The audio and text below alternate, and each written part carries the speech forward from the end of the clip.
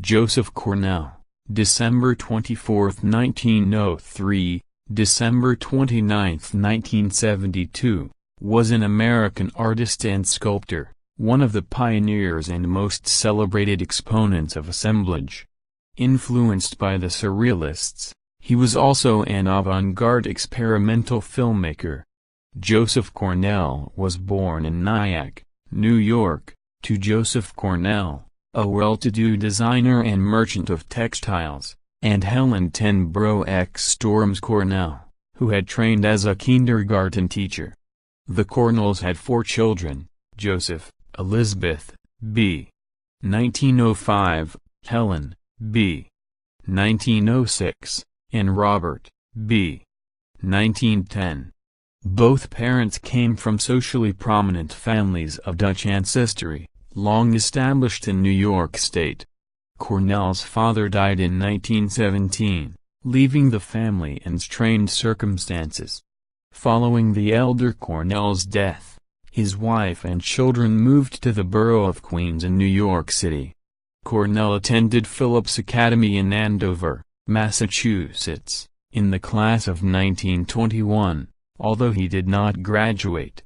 Except for the 3.5 years he spent at Phillips, he lived for most of his life in a small, wooden frame house on Utopia Parkway in a working-class area of Flushing, along with his mother and his brother Robert, whom cerebral palsy had rendered physically challenged.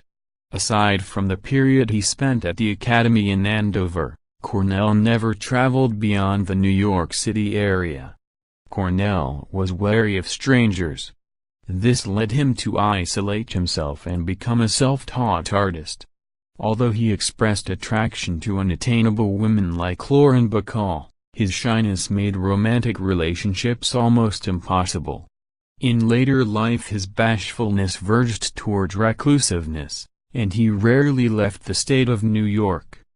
However, he preferred talking with women, and often made their husbands wait in the next room when he discussed business with them.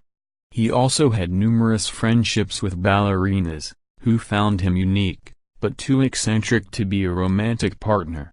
His last major exhibition was a show he arranged especially for children, with the boxes displayed at child height and with the opening party serving soft drinks and cake. He devoted his life to caring for his younger brother Robert, who was disabled and lived with cerebral palsy, which was another factor in his lack of relationships. At some point in the 1920s, or possibly earlier, he read the writings of Mary Baker Eddy, including Science and Health with Key to the Scriptures. Cornell considered Eddy's works to be among the most important books ever published after the Bible, and he became a lifelong Christian Science adherent. He was also rather poor for most of his life, working during the 1920s as a wholesale fabric salesman to support his family. As a result of the American Great Depression, Cornell lost his textile industry job in 1931, and worked for a short time thereafter as a door-to-door appliance salesman. During this time, through her friendship with Ethel Traffigan, Cornell's mother secured him a part-time position designing textiles. In the 1940s, Cornell also worked in a plant nursery, which would figure in his famous dossier GC44, and briefly in a defense plant, and designed covers and feature layouts for Harper's Bazaar, View, Dance Index, and other magazines. He only really began to sell his boxes for significant sums after his 1949 solo show at the Charles Egan Gallery. Cornell ended his career as a highly regarded artist but remained out of the spotlight. He produced fewer box assemblages in the 1950s and 1960s, as his family responsibilities increased and claimed more of his time. He hired a series of young assistants, including both students and established artists, to help him organize material, make artwork, and run errands. At this time, Cornell concentrated on making collages, and collaborated with filmmakers like Rudy Burkhart, Stan Brakhage, and Larry Jordan to make films that were evocative of moving collages. In 1967 the artist was reported in possession of 2 or 3 original drawings from Antoine de Saint-Exupéry's The Little Prince. The exiled Saint-Exupéry's wife, Consuelo, was similarly an artist and sculptor.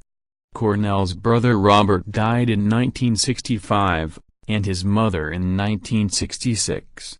Joseph Cornell died of apparent heart failure on December 29, 1972, a few days after his 69th birthday. The executors of his estate were Richard Ader and Wayne Andrews, as represented by the art dealers Leo Costelli, Richard Feigen, and James Corcoran.